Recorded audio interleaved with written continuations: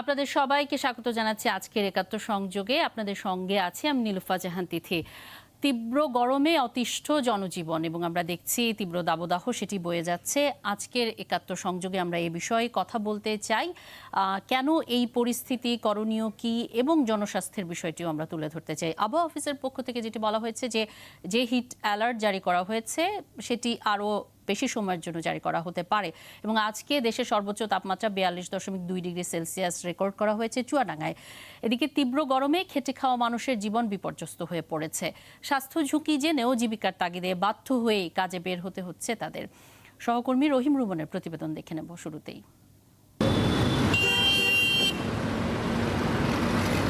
তপ্ত দুপুর আর তীব্র গরম, এমন হাঁসফাঁস অবস্থায় অনেকে যখন সুযোগ খুঁজছে অবসরের, তখনও জীবিকার তাগিদে থেমে নেই রিকশার প্যাডেল। খেটে খাওয়া এই মানুষগুলোর দাবি, রোদ বৃষ্টি বা তীব্র গরম যেটাই হোক, জীবিকার তাগিদে তাদের বের হতেই হয়। তাই একটু ফুসরতেই যতটা সম্ভব চেষ্টা চলে নিজের সুরক্ষার। আমাদের সমস্যা নাই, আমাদের রোদ খায় খায় অভ্যাস হয়ে গেছে। যে ক্যাপ করে দিলে পরে 100-200 টাকা আনলে বলেই পানি খেতে হবে, ঠান্ডা পানি। আবহাওয়া দপ্তর থেকে জারি হওয়া হিট অ্যালার্টের মধ্যেও জীবিকার তাগিদে কাজে নামতে হয়েছে শ্রমজীবী মানুষকে।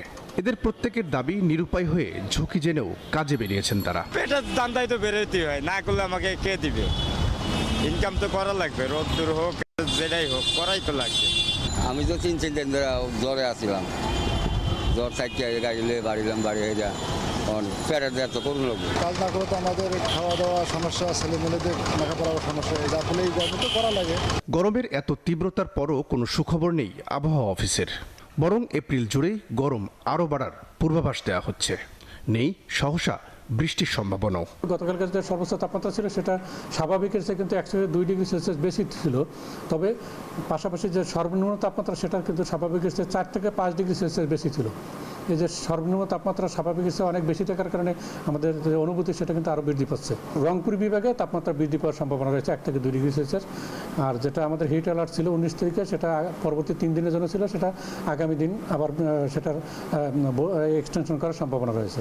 আবহাওয়া অফিস বলছে পুরো এপ্রিল জুড়েই থাকতে পারে গরমের এমন তীব্রতা। তবে আগামী 3 দিন পর সিলেট ও ময়মনসিংহ বিভাগে বৃষ্টির সম্ভাবনা আছে। তবে এরপরই আবারও বাড়বে তাপমাত্রা। রহিম রুমন, একাত্তর, ঢাকা। এই পর্যায়ে অতিথিদের যুক্ত করে নিতে চাই। আজকে আমাদের সাথে যুক্ত আছেন অধ্যাপক ডক্টর আইনুন নিশাত, জলবায়ু পরিবর্তন বিশেষজ্ঞ, যুক্ত আছেন মেডিসিন বিশেষজ্ঞ, প্রধানমন্ত্রীর ব্যক্তিগত চিকিৎসক অধ্যাপক ডাক্তার ABM আবদুল্লাহ, এবং আমাদের সহকর্মী যশোর থেকে SM ফরহাদ হোসেন যুক্ত আছেন। প্রথমেই অধ্যাপক ডক্টর আইনুন নিশাত এবং অধ্যাপক ডক্টর ABM আবদুল্লাহ, আপনাদের দুজনকে অসংখ্য ধন্যবাদ আমাদের সাথে যুক্ত হবার জন্য। স্বাগত জানাচ্ছি একাত্তর সংযোগের আজকের আয়োজনে। আপনাদের কাছে আসবো, তবে যশোরের পরিস্থিতি একটু জেনে নেব। SM ফরহাদ হোসেন, যশোর এবং চুয়াডাঙ্গায় আমরা দেখছি যে সর্বোচ্চ তাপমাত্রা সেটি কিন্তু থাকছে এবং গতকাল যশোরে সর্বোচ্চ তাপমাত্রা ছিল, সেখানকার জনজীবনে ব্যাপক আকারে প্রভাব পড়েছে। এই বিষয়ে একটু জানাবেন এবং আবহাওয়া অফিস থেকে কি বলা হচ্ছে, ঝড় বৃষ্টির কোনো সম্ভাবনা রয়েছে কিনা, এবং আমরা শুনছি এপ্রিল মাস জুড়ে এই পরিস্থিতি থাকবে। আবহাওয়া অফিসের সবশেষ তথ্য কি? দুঃখিত, SM ফরহাদ হোসেনের সংযোগটি বিচ্ছিন্ন হয়ে গেছে। নিশ্চয়ই আমরা যুক্ত হলে তার কাছ থেকে সেখানকার খবর জানবো। অধ্যাপক ডক্টর আইনুন নিশাত, আপনার কাছে আসতে চাই। আমরা প্রতি বছর যেমনটি আবহাওয়া অফিসের বা বিশেষজ্ঞদের কাছ থেকে তথ্য পেয়ে থাকি যে এপ্রিল মাসটি এমনিতেই উষ্ণ থাকে, গরম বেশি থাকে, কিন্তু এবার যে পরিস্থিতি আমরা দেখছি এবং এত লম্বা সময় জুড়ে তাপদাহ বয়ে যাচ্ছে, এটি আসলে এটিকে যদি বিশ্লেষণ করেন, এখানে জলবায়ু পরিবর্তনের প্রভাব কতখানি? ধন্যবাদ। জলবায়ু পরিবর্তনের প্রভাব আছে, কিন্তু সবকিছুর মধ্যে কিছু জলবায়ু পরিবর্তন ঢুকিয়ে এটাকে জটিল করে তোলার কোনো প্রয়োজন নেই। বিশ্ব এগ্রি করছে বিশ্বের গড় তাপমাত্রা 1.5 ডিগ্রি বেড়েছে গত বছরের হিসাব, এবং এটা দিনে দিনে বাড়তে থাকবে। পৃথিবীর প্রতিজ্ঞা ছিল 2030-এর মধ্যে 1.5 ডিগ্রির বেশি বাড়তে দেবে না, কিন্তু সেটা 23-এই বেড়ে গেছে 7 বছর আগে, এবং 2050-এর মধ্যে 2 ডিগ্রির মধ্যে নিয়ন্ত্রণে রাখবে, সেটা রাখতে পারবে না বলে মনে হচ্ছে। এটা 2.5 এমনকি 3 ডিগ্রি, 3.7 ডিগ্রিও হয়ে যেতে পারে। কাজেই আমি যেটা বলছি যে এই সময় বৈশাখ জ্যৈষ্ঠে, চৈত্রের শেষে এইরকম গরম পড়বে খুবই স্বাভাবিক। তার সাথে একটু বেড়েছে, এখন আমাদের এই পরিসংখ্যান নিয়ে যারা কাজ করে একটা জিনিস ভুল ধারণা দেয়। ভুলটা হচ্ছে ঢাকার তাপমাত্রা, আমি যে ওয়েবসাইটে ঢুকে ইন্টারনেটের মাধ্যমে খবর পেলাম যে ডাটা দেয়া হয়েছে, আজকে তাপমাত্রা ছিল সর্বোচ্চ 43 ডিগ্রি সেলসিয়াস ঢাকাতে, এবং অ্যাভারেজ এই সময় থাকার কথা 33, তার মানে স্বাভাবিকের থেকে অনেক বেশি। কিন্তু এটা তো হয়, আমি যখন স্কুলে পড়তাম বহু বহু বছর আগে, তখন এই গরমের ছুটি হতো, টিচাররা বলতেন আম কাঁঠালের ছুটিতে যাও। এই সময় তো আম পাকতে গেলে গরম পড়বেই, খুবই স্বাভাবিক। এই সময় কিছু কালবৈশাখী হয়, বৃষ্টি হয়, হলে প্রকৃতির জন্য সেটা ভালো।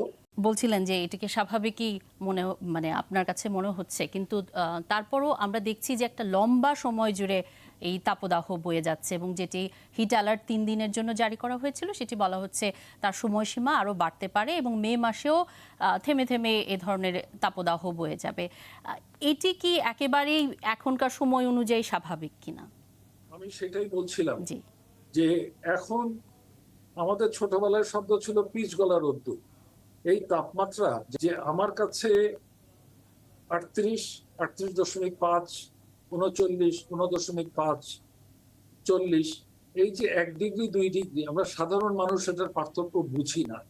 এই যে ডেটা 0.5 বেশি কিংবা 0.5 কম, এটা নিয়ে হইচই করার কিছু নেই।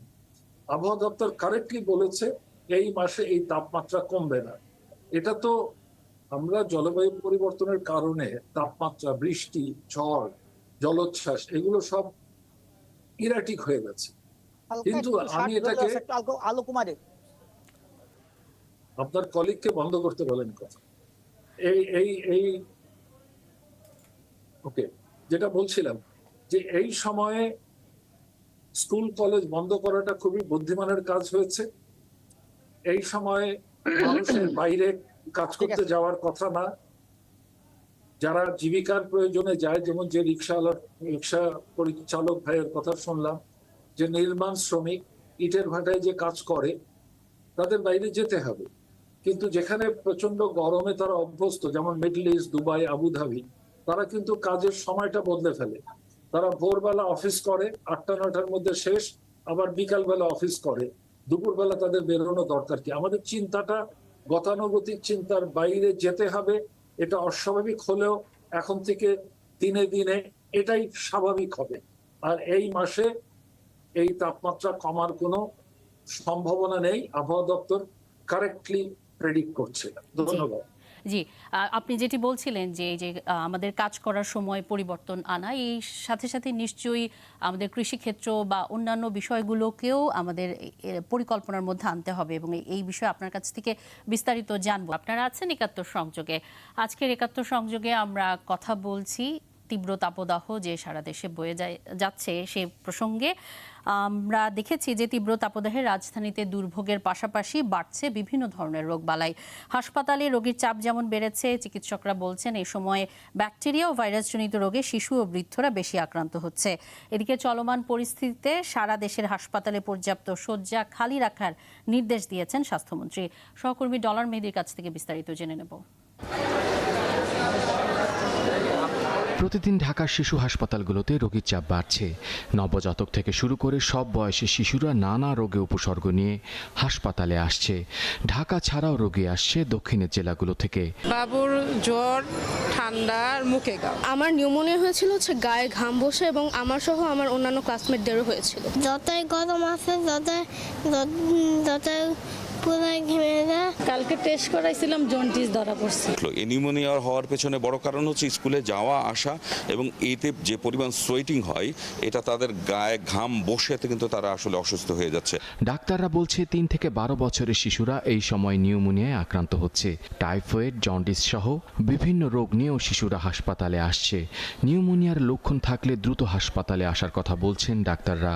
এই গরম আসলে কিন্তু অতি সহজেই কিন্তু খাদ্যে পচন ধরে যায়, আর রাস্তাঘাটের খাবার তো দেখেনি, সেগুলোর ভিতরে উন্মুক্ত থাকে, ডাস্ট পড়তে থাকে, সেখানে মানুষ খাচ্ছে, সেই খাবারটা আবার খাচ্ছে, বাচ্চাদের ডায়রিয়া হতে পারে।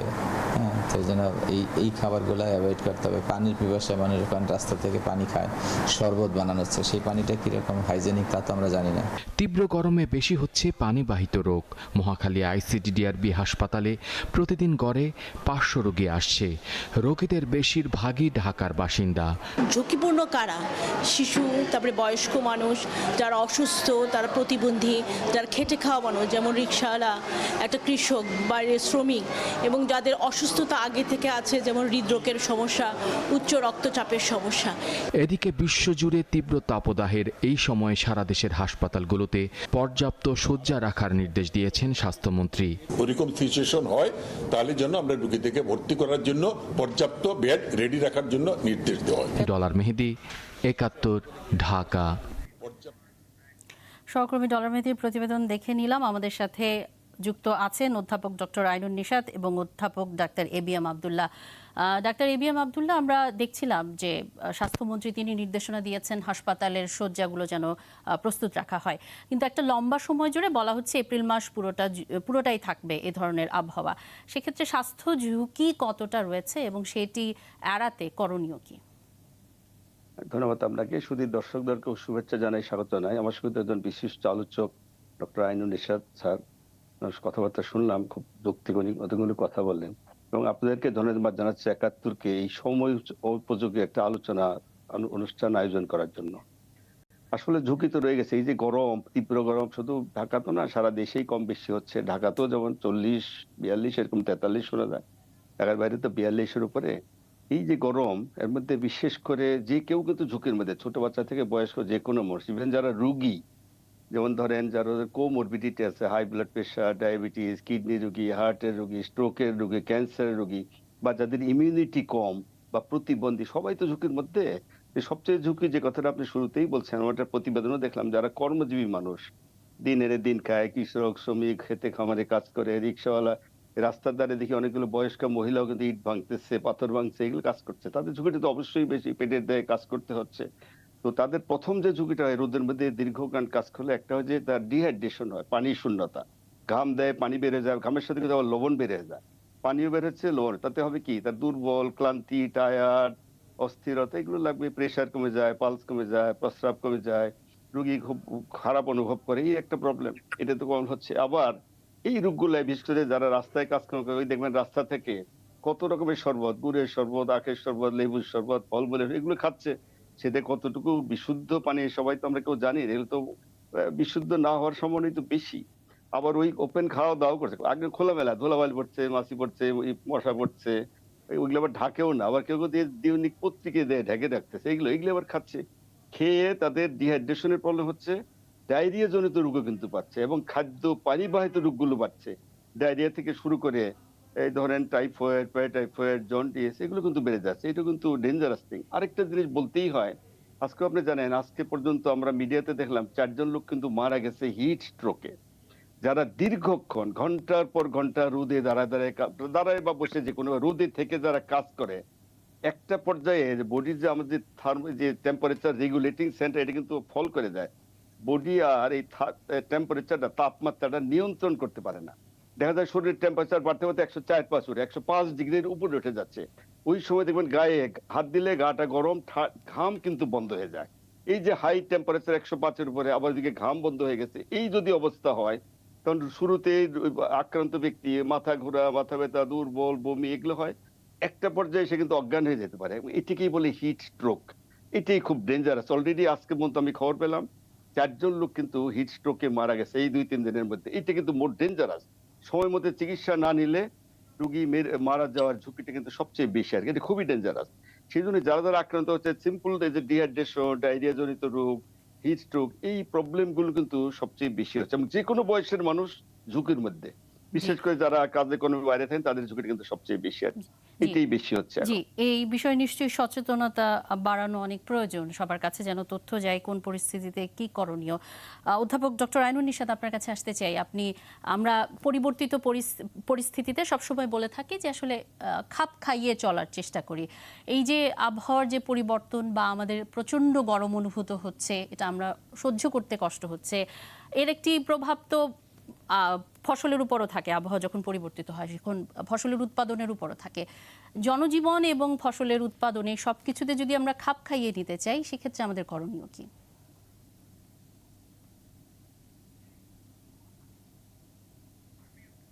আনমিউট করতে হবে ডক্টর আইনুন নিশাত। আপনার প্রথম ইস্যুটা হচ্ছে কৃষির উপরে কি প্রভাব পড়ছে। জলবায়ু পরিবর্তনের ব্যাপারে আমাদের এই যে বিভিন্ন বিষয়ে পরিবর্তন হচ্ছে, আবহাওয়ার বিভিন্ন parameter, nap national adaptation plan, সেখানে বলা হয়েছে পরিষ্কার যে 5 ধরনের নতুন বীজ প্রয়োজন। একটা হচ্ছে ডুবে থাকার সহ্য করতে পারে, ফ্লাড বাড়বে। একটা হচ্ছে দীর্ঘ সময় অনাবৃষ্টি সহ্য করতে পারে, অর্থাৎ খরা বাড়বে। তৃতীয় হচ্ছে তাপ সহ্য করতে পারে। চতুর্থ লবণাক্ততা সহ্য করতে পারে।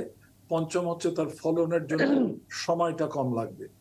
এর মধ্যে 4 ধরনের বীজ কৃষিবিদরা তৈরি করেছেন।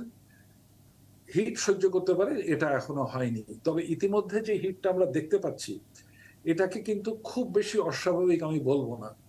1 ডিগ্রি 2 ডিগ্রি 3 ডিগ্রি এটা আমরা সাধারণ মানুষ বুঝি না, এটা গাছপালা বোঝে, তাদের জন্য এটা প্রয়োজন। আজকে যদি টেম্পারেচার, যেমন এই যে ভাই রাজশাহী থেকে যশোর থেকে কথা বললেন, তিনি বললেন যে সেখানে টেম্পারেচার 33, আর আমি এখন এই ইন্টারনেটে ঢুকে দেখলাম ঢাকায় হচ্ছে 31। এই 33 আর 31 বোঝার মতো ক্ষমতা আমাদের নাই, আমাদের চামড়াতে কিংবা। কিন্তু এই গরমের মধ্যে দীর্ঘ সময় এক্সপোজ থাকলে কি হবে, সেটা ডক্টর আব্দুল্লাহ খুব সুন্দরভাবে বলেছেন। ফিল্ড থেকেও একই কথা এসছে। এবং আমি আবারও বলছি, এই গরমের মধ্যে কি করতে হবে, এটা আমাদের ট্রেডিশনাল নলেজ, ফোক উইজডম, লোকায়ত জ্ঞানের মধ্যে আছে। এই রোদের মধ্যে যাবে না যদি তার কর্মক্ষেত্র। সেই জন্য আমি বলেছি যে আমাদের মাঠে কাজ করার সময়টা বদলাতে হবে। যে ইটের ভাটার কাজ করেন, ডাক্তার সাহেব ঠিকই বললেন, যে নির্মাণ শ্রমিক, যে পরিবহন শ্রমিক, রিক্সা চালককে আমি পরিবহন শ্রমিক বললাম, তাদেরকে তাদের কাজের সময়টা কিছুটা বদলাতে হবে। গরম থেকে ডাক্তার সাহেবদের কথাই আমি পড়েছি খবরের কাগজে, তাদের কথা থেকে আমি পিক আপ করছি যে গরমের থেকে বাইরের থেকে এসছেন, সাথে সাথে পানি খাবেন না। ওনারা বলছে একটু বিশ্রাম নিয়ে, এবং ঠান্ডা পানি ফ্রিজ থেকে বের করে খাবেন না। আমি তো ফ্রিজ থেকে বের করে ঢপঢপ খেতাম। এখন এই যে গরমটা, আমি যেটা আপনাকে বলতে চেষ্টা করছি বারবার, এইটা উন্নতি হবে না, এই অবস্থা চলতে থাকবে এখন থেকে। অর্থাৎ এটাকে বিরাট একটা না বলে এটার জন্য প্রস্তুতিটি নিতে হবে। প্রস্তুতি তো বলা হচ্ছে, ডাক্তার সাহেবরা পরিষ্কার বলছে, স্বাস্থ্য বিভাগ ইতিমধ্যে বিজ্ঞপ্তির আকারে প্রকাশ করেছে, এবং এই 1 ডিগ্রি, আধা ডিগ্রি, 1.5 ডিগ্রি এটাতে কিছু আসে যায় না। কিন্তু বিজ্ঞানসম্মতভাবে আমরা দেখতে পাচ্ছি এখন থেকে আগামী 8-10 দিন তাপ কমবে না। রাতের বেলা একটু কমবে, তাও কত কমবে, 30-31 থাকবে, সেটা তো অনেক গরম, 90 ডিগ্রি ফারেনহাইট। কাজেই এই তাপমাত্রা এখন থেকে চলতে থাকবে, খুব বেশি ব্যতিক্রম হয়নি। এই ব্যতিক্রমটা খুব বেশি যে বেড়েছে, এটা বেড়েছে আমি মানতে রাজি না। সমগ্র বিশ্বের গড় তাপমাত্রা 1.5 ডিগ্রি বেড়ে গেছে, এবং আমি ভয় পাচ্ছি আমাদের এখানে এখন থেকে 20-30 বছর পরে 2 ডিগ্রি সেলসিয়াস, 2.5 ডিগ্রি সেলসিয়াস, বিজ্ঞানীরা একবার বলেছিলেন গত বছর 3.7 বাড়বে 40-50 বছরে। এখন বলছে যে পৃথিবী যদি প্রচুর চেষ্টা করে তাহলে 2.7 ডিগ্রি সেলসিয়াস বাড়বে। কাজেই এটাতে আতঙ্কিত না হয়ে ডাক্তার সাহেবরা যে পরামর্শ দিচ্ছেন, জীবনযাত্রার জন্য যা করা দরকার, স্কুল আরো আগে ছুটি হওয়া উচিত ছিল। যখন 36-37 হয়েছে তখনই ছুটি দেওয়া যেতে পারত। বিশ্ববিদ্যালয়গুলো কি করছে এখন, সব ইন্টারনেটের মাধ্যমে, জুমের মাধ্যমে তারা ক্লাস নিচ্ছে। বিকল্প ব্যবস্থা করতে হবে। আমি জানি ইন্টারনেটে ক্লাস নেওয়া সামনাসামনি ক্লাস নেওয়ার মতো এফেক্টিভ না, কিন্তু কি করা যাবে। সেই ক্ষেত্রে শিক্ষা বর্ষটাকে ঠিক রাখার জন্য আমরা জুমের ব্যবস্থা করতে পারি। কৃষির ক্ষেত্রে কিছুটা পরিবর্তন হবে, কিছুটা, এবং আমরা আশা করতে পারি যে এই সময় বৃষ্টিপাত বাড়বে, কিছু কালবৈশাখী হবে, কিন্তু এটা হঠাৎ করে হবে, এটা অঙ্ক কষে প্রেডিক্ট করা যাবে না যে 3 দিন পরে হবে, 4 দিন পরে হবে। এটা কালবৈশাখীর সময়, প্রচন্ড গরম হওয়ার সময়, পিচ গলার সময়, যেটা যশোরের লোক পিচ গলতে দেখছে, তাই না? বাইরে যাবেন না। আর ডাক্তার সাহেবের যে কথা বলছেন যে সেই সতর্কতাগুলো একবারই মেনে চলতে হবে। জি, আপনার কাছে আবারও আসবো। এবিএম আব্দুল্লাহ, আপনার কাছে একটি প্রশ্ন রাখতে চাই, সেটি হচ্ছে এই যে আমরা দেখছি যে যদি রাস্তায় আমরা দূষিত শরবত সেটি বিক্রি হয় বা সেটির উপর আসলে ভরসা রাখা যাচ্ছে না, আবার ধরুন একেবারে মিনারেল ওয়াটার কিনতে সেখানটাও একটা নির্দিষ্ট পরিমাণ টাকার প্রয়োজন। আমরা যদি খেটে খাওয়া মানুষের কথা বলি, ডাবের দাম অনেকটা বেড়ে গেছে, এই ধরনের পানীয়র কথা যদি বলি, সেক্ষেত্রে খেটে খাওয়া মানুষদের খুব সহজে তারা সতর্কতা মেনে চলতে পারেন, সুস্থ থাকতে পারেন, সেজন্য এক্ষেত্রে আসলে আপনি কি ধরনের পরামর্শ দেবেন? আমার প্রথম পরামর্শ হলো, শুরুতেই যেটা আমি বলতে চাচ্ছিলাম সেটা হলো, অযথা অপ্রয়োজনীয় কেউ বাইরে যাবেন না। অযথা, যাদের বাধ্য হয়ে আছেন তাদের কথা আমি আসছি, যাদের কাজ করতেই হয়, যাদের সম্ভব হলে সকালবেলা, যাদের সম্ভব বিকেলবেলা, এইভাবে এর মধ্যে কাজ অ্যাডজাস্ট করে নেবেন, করলে ভালো হয় যদি পারা যায়। আর যারা একদম পারবেন না, তাদের দিনে বাধ্য হয়ে যেতেই হবে, তারা বলবো যে বাইরে অবশ্যই তারা যাবেন, রিক্সাওয়ালা বলবেন বা শ্রমিক বা খেটে খাওয়ার মানুষ সবাই অবশ্যই সেটা ছাতা নিয়ে যাবেন। ছাতাটা কিন্তু অনেকটা প্রোটেকশন দেবে আমাদেরকে। ছাতা মাঝে মধ্যে যে ক্যাপ তো আমাদের দেশে পরে অভ্যস্ত, বড় হ্যাট বলে, বড় টুপির মতো, এটাও কিন্তু পড়তে পারেন, তাতেও কিন্তু হিট থেকে প্রোটেকশন দেবে। সেকেন্ড হলো, অনেকক্ষণ দীর্ঘক্ষণ রোদে কাজ করবেন, 1-2 ঘন্টা কাজ করলে আবার কিছুক্ষণ একটু ছায়াযুক্ত স্থানে বসবেন। একটানা রোদে থাকলে যে হিট স্ট্রোকের ঝুঁকি যেটা আমি বললাম, এই ঝুঁকিটা কিন্তু বাড়বে। কিছুক্ষণ রোদে কাজ করলেন, কিছুক্ষণ ছায়াযুক্ত স্থানে আসবেন, এবং লিকুইড অবশ্যই পানি পান করতে হবে। পানি অবশ্যই যেটা যেন বিশুদ্ধ হয়। রাস্তাঘাটের ব্যাপারে যে খাওয়া দাওয়া, আমি বলবো যে এটা একদম খাবেন না আপনারা। এই পানি বিশুদ্ধ কিনা আমরা জানি না। এই শরবতের নামে যা যা বিক্রি হচ্ছে, কত সুন্দর, আবার রঙিন দেওয়ার মধ্যে রং কালার টালার দিয়ে আকর্ষণীয় করে, এগুলো কিন্তু মোটেই স্বাস্থ্যসম্মত না। ইভেন রাস্তাঘাট যে ওপেন খাওয়া দাওয়া, এগুলো যেন তারা অ্যাভয়েড করেন। পারতপক্ষে তারা ঘর থেকে যে টকবক করে পানি ফুটিয়ে এনে বোতলে যদি এনে খেতে পারেন, এটা খুব কঠিন ব্যাপার না। নিজের বাঁচার জন্য, নিজের স্বাস্থ্যের জন্য, রোগ ব্যাধি থেকে বাঁচার জন্য এতে তাদেরকে করতেই হবে, এটা করা উচিত। আরেকটা কথা আমার মনে হয় এই প্রসঙ্গে আমি বলে ফেলি, সেটা হলো, আপনি একটা কথা বলছেন যে রাস্তায় যারা খায়, বিভিন্ন রকমের খাওয়া দাওয়া, এটা তো সত্য। আমার মনে হয় সরকারি পথে একটা আইন করতে পারে, প্রশাসন এই রাস্তাঘাটের আজে বাজে খাওয়া দাওয়া ভিজিলেন্স টিম করতে পারে, তারা এগুলো একটু মাঝে মধ্যে দেখা দরকার, এগুলো স্বাস্থ্যসম্মত কিনা। খাওয়া দাওয়া গুলো ওপেন রাখছে তারা, ঢাকায় ফুটপাতে গেলে তো রোজার মধ্যেও আমরা দেখছি ইফতারের সময় সব খোলামেলা। এগুলো যেন একটা আইন করে, আইন যাতে প্রয়োগ হয়, আবার সেটার ব্যবস্থা করতে হবে, সেটার জন্য নজর রাখা হয়, এবং এই যে বিশুদ্ধ পানি সেটি রাস্তাঘাটে সরবরাহ করা যায় কিনা এই বিষয়টি নিয়েও হয়তো বা ভাবা যায়। অধ্যাপক ডাক্তার এবিএম আব্দুল্লাহ, অনেক ধন্যবাদ আমাদের সাথে যুক্ত হওয়ার জন্য। ডক্টর আইনুন নিশাত, আপনি আছেন, আমরা বিরতিতে যাচ্ছি, বিরতির পর আবারও আপনার কাছে ফিরছি। আমাদের সাথে যুক্ত হয়েছেন এই মুহূর্তে অধ্যাপক ডাক্তার বেনজির আহমেদ, সংক্রামক রোগ বিশেষজ্ঞ এবং সাবেক পরিচালক রোগ নিয়ন্ত্রণ বিভাগের, এবং একই সাথে আমাদের যুক্ত আছেন অধ্যাপক ডক্টর আইনুন নিশাত। বেনজির আহমেদ, আপনাকে অসংখ্য ধন্যবাদ আমাদের সাথে যুক্ত হওয়ার জন্য। আপনার কাছে আসব, তবে ডক্টর আইনুন নিশাতকে একটি প্রশ্ন রেখে আসতে চাই। ডক্টর আইনুন নিশাত, আমরা যেটি বলে থাকি যে ঝড় বৃষ্টি এইগুলোকে আমরা প্রাকৃতিক দুর্যোগ বলে থাকি, বন্যা এ ধরনের, এবং বজ্রপাতকেও আমরা এখন বলে থাকি। এক্ষেত্রে এই যে তীব্র তাপদাহ, এই তাপদাহ সময় বাড়ছে, এটিকে কি দুর্যোগের মধ্যে যুক্ত করার প্রয়োজন আছে কিনা? এবং জলবায়ু অভিবাসী শব্দটি আমরা জানি, তীব্র তাপদাহের কারণে কি কয়েক বছর পরে গিয়ে এ ধরনের কোনো শঙ্কা রয়েছে কিনা, কোনো অঞ্চল সেখানটায় হয়তো বা মানুষ বসবাস করতে পারবেন না? ধন্যবাদ। আমাদের যে জাতীয় পরিকল্পনা, ন্যাশনাল অ্যাডাপ্টেশন প্ল্যান, ন্যাপ সংক্ষেপে, এটা পৃথিবীর প্রত্যেকটা দেশকে তৈরি করতে বলা হয়েছে। এই মুহূর্তে পর্যন্ত বোধহয় 60টা দেশের মতো তৈরি করেছে। আমরা অন্যতম অ্যাডভান্সড কান্ট্রি। ইনফ্যাক্ট আগামীকাল থেকে এটার উপরে বিশ্বব্যাপী একটা বড় সম্মেলন অনুষ্ঠিত হতে যাচ্ছে ঢাকা শহরে। প্রায় 120-130টা দেশের প্রতিনিধি আসবে। আমরা আমাদের জাতীয় পরিকল্পনাতে 14 ধরনের প্রাকৃতিক দুর্যোগকে চিহ্নিত করেছি, যেগুলোর ইম্প্যাক্ট বাড়বে। বৃষ্টি বাড়বে, বন্যা বাড়বে, একই সাথে খরা বাড়বে, অনাবৃষ্টি বাড়বে, বজ্রবিদ্যুৎ, তাপদাহ, শৈত্যপ্রবাহ, শিলাবৃষ্টি, পানির লবণাক্ততা বেড়ে যাওয়া, এবং এগুলো কতটা বাড়তে পারে তার প্রজেকশনও এই দলিলে আছে, যেটা মাননীয় প্রধানমন্ত্রী অনুমোদন করেছেন, ক্যাবিনেট অনুমোদন করেছেন। এখন হচ্ছে এটার ইমপ্লিমেন্টেশনের কাজ। কাজেই জলবায়ু পরিবর্তনের বিরূপ প্রভাব দিনে দিনে আরো খারাপ হতে থাকবে। আমি বলতে চেষ্টা করছি আজকে এই মুহূর্তে যে তাপদাহ হচ্ছে এটা এখন থেকে 30 বছর 40 বছর পরে এর থেকে আরো বেশি খারাপ হবে।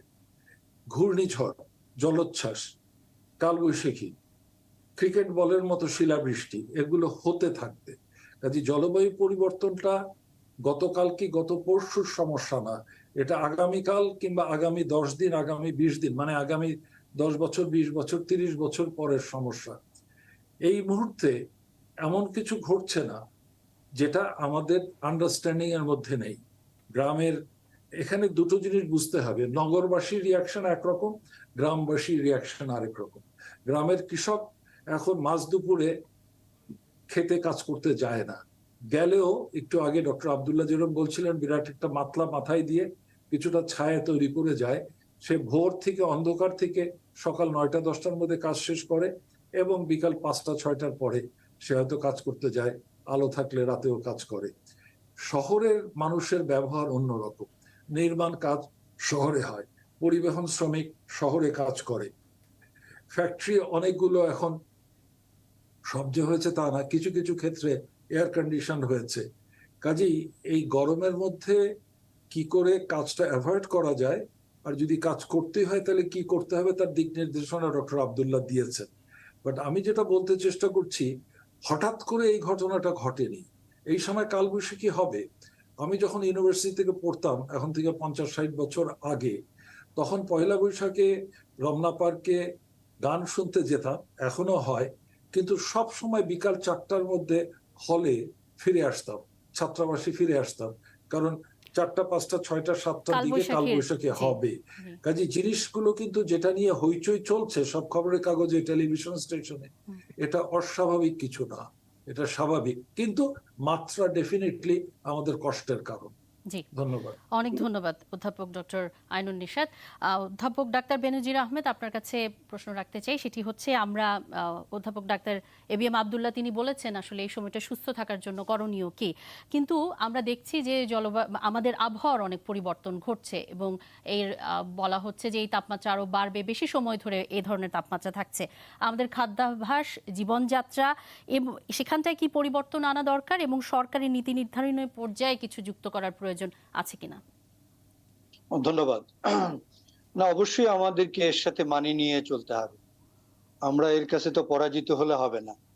এবং ডক্টর আইনুন নিশাত যেটা বলেছেন এটা তো আমরা সবাই জানি যে সামনের দিনগুলোতে আবহাওয়ার পরিবর্তনগুলো আরো মারাত্মক ধরনের হবে, যেগুলো মানুষের জীবনযাত্রার জন্য এবং বেঁচে থাকার জন্য প্রতিকূলতা তৈরি হবে।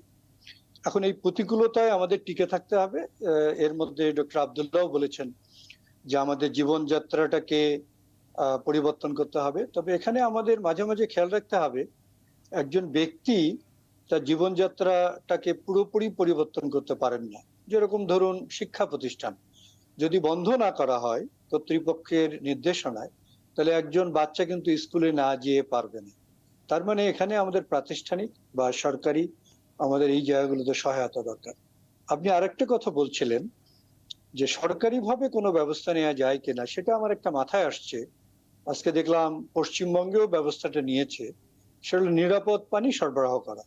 যেমন ধরুন আমাদের ওয়াসা, তারা যদি ঢাকার বিভিন্ন স্থানগুলোতে নিরাপদ পানি সরবরাহ করেন, বড় বড় ট্যাঙ্ক সেখানে রাখা যায়। আমাদের এখন যেখানে টয়লেট গুলো হয়েছে, পাবলিক টয়লেট, ওর কাছাকাছি যদি বড় ট্যাঙ্ক 6000-8000 লিটারের ওয়াসার গাড়ি এসে যদি ওই ট্যাঙ্কে পানি ভর্তি করে দেয় এবং সাধারণ মানুষ যাওয়ার সময় ওখান থেকে বোতল ভর্তি করে পানি নিলেন।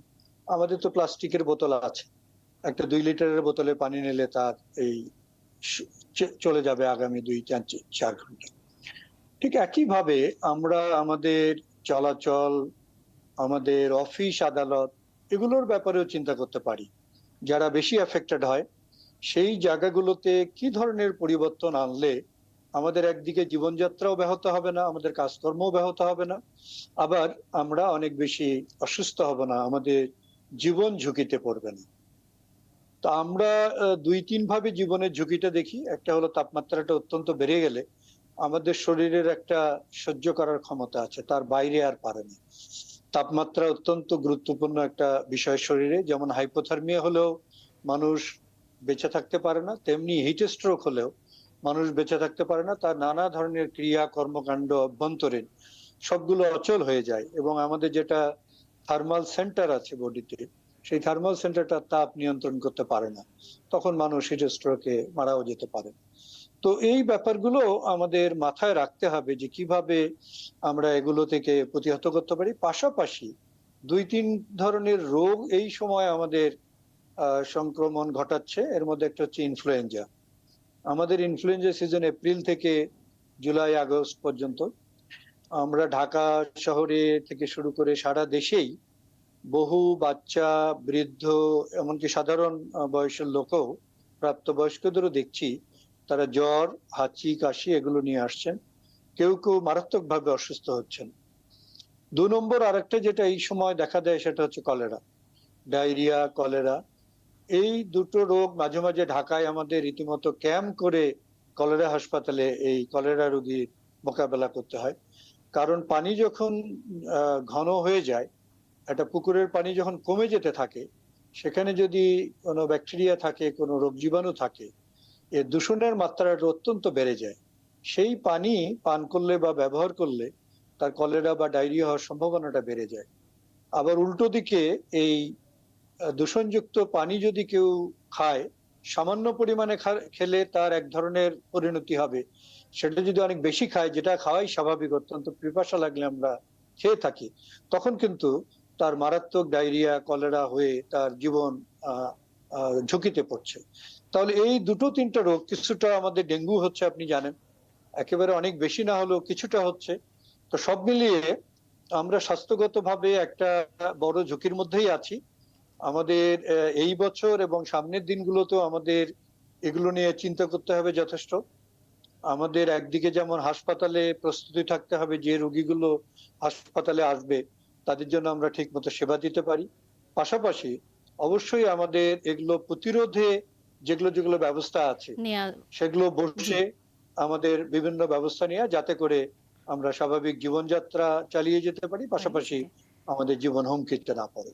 অনেক ধন্যবাদ অধ্যাপক ডাক্তার বেনজির আহমেদ, এবং একই সাথে ধন্যবাদ জানাচ্ছি অধ্যাপক ডক্টর আইনুন নিশাতকে।